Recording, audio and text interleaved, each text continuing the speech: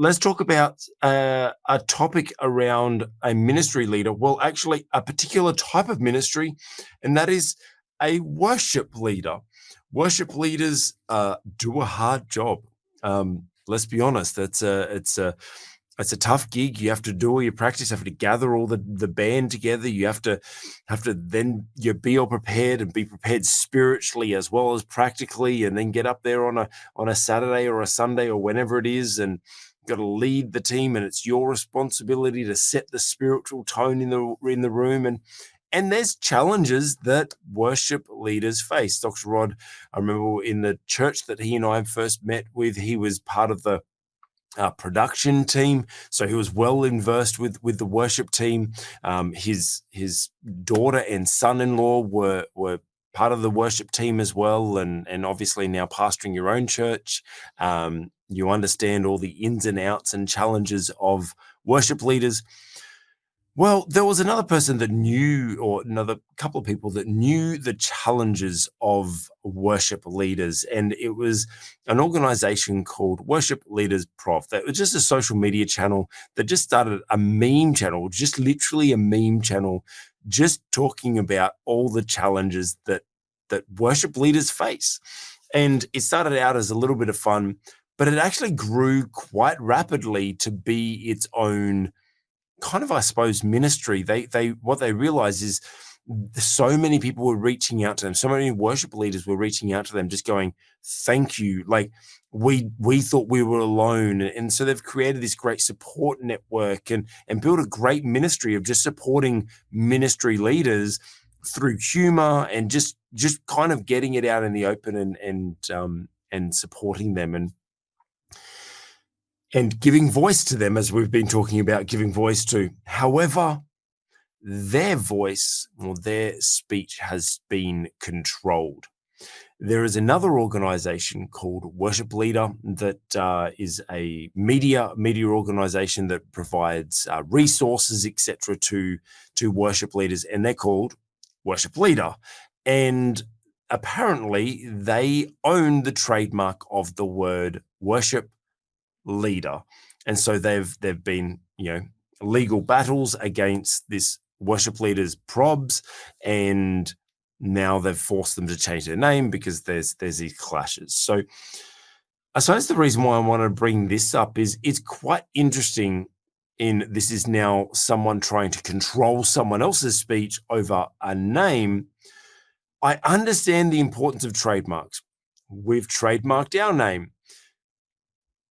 But there's something for me that kind of says you're both kind of in ministry, you're both kind of trying to help ministry leaders or worship leaders. The word worship leader is a very common, it's used everywhere. It's a common term. Dr. Rod, how would you, first of all, what's your take on this situation about one organization restricting someone else's use of a very, very common term? I'm in ethical turmoil over this.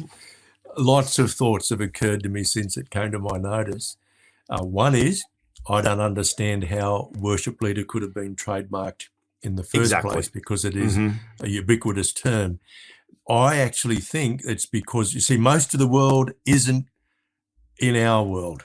And I suspect that if the patents off, I'm not sure who does trademarking in the United States, but if the people who were looking after trademarks were a bit more aware of the church world, I just don't understand how the term could have been trademarked in the first place.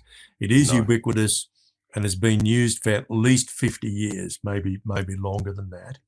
Yeah.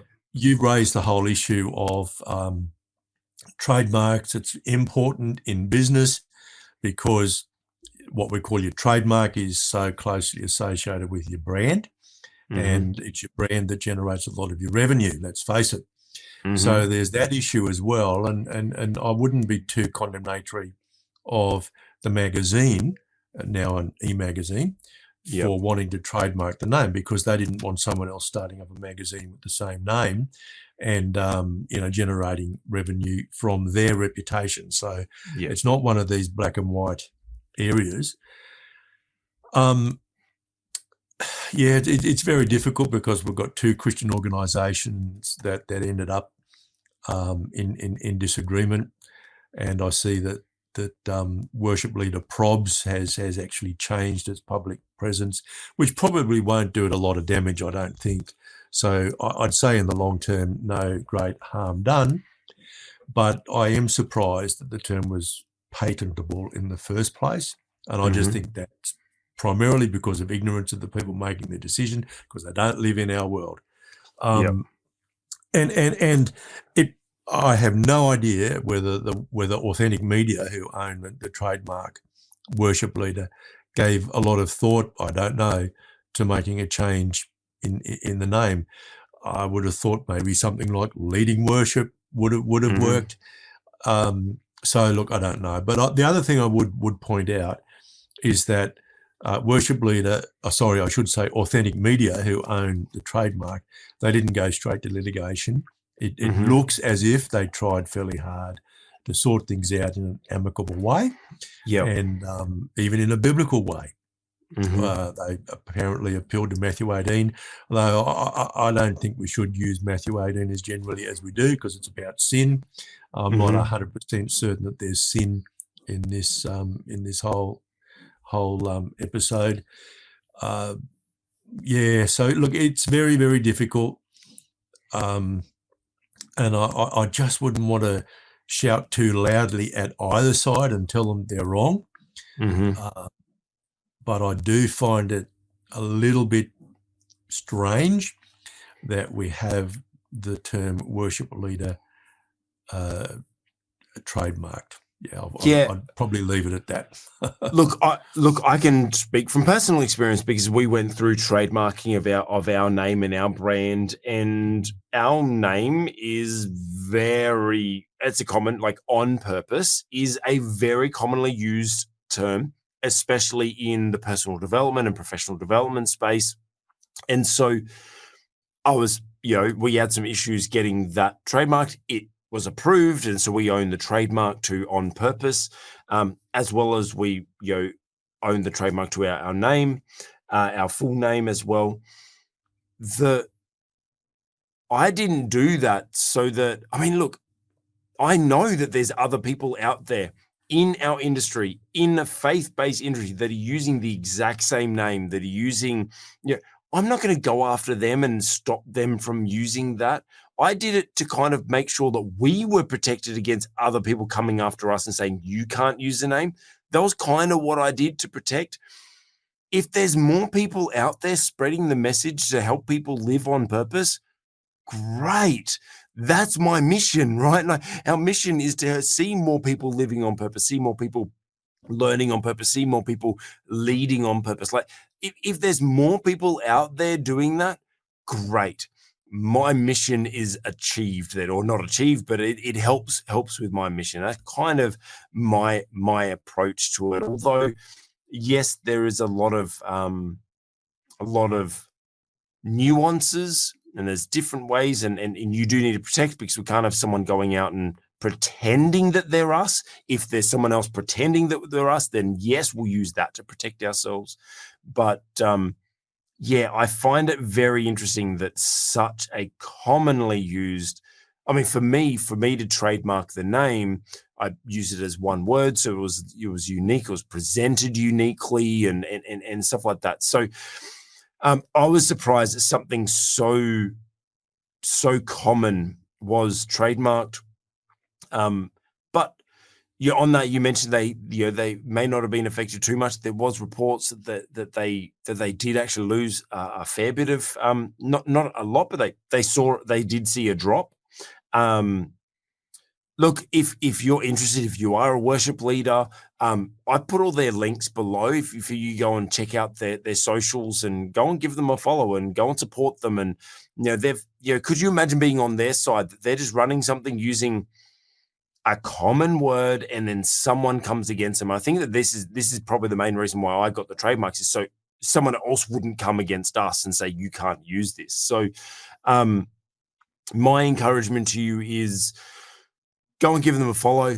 Go and support them because it's a tough time to deal with all this legal stuff, and it does take a distraction away from your purpose. So go and give them some encouragement and give them a following, but protect yourself. Make sure you are protected. Make sure that no one else can come and control your speech and control what you're doing with your names and with what you're doing. So I suppose a little bit is just make sure you're protected legally, make sure you're protected with those sorts of things.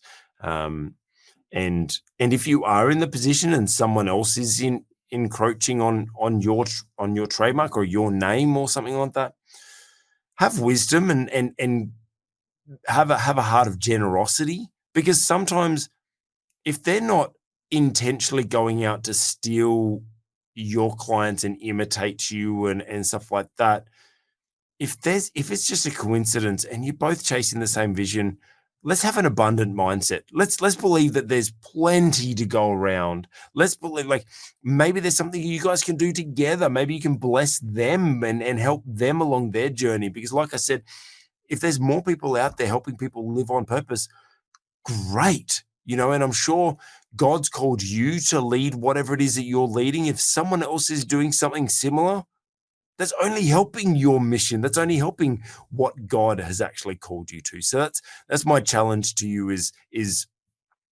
protect yourself, but also be very considered in trying to chase after someone and shutting them down and controlling their speech just because there might be a coincidence or there might be some similarities. Obviously, protecting yourself against people trying to steal. Like, obviously, that's not right.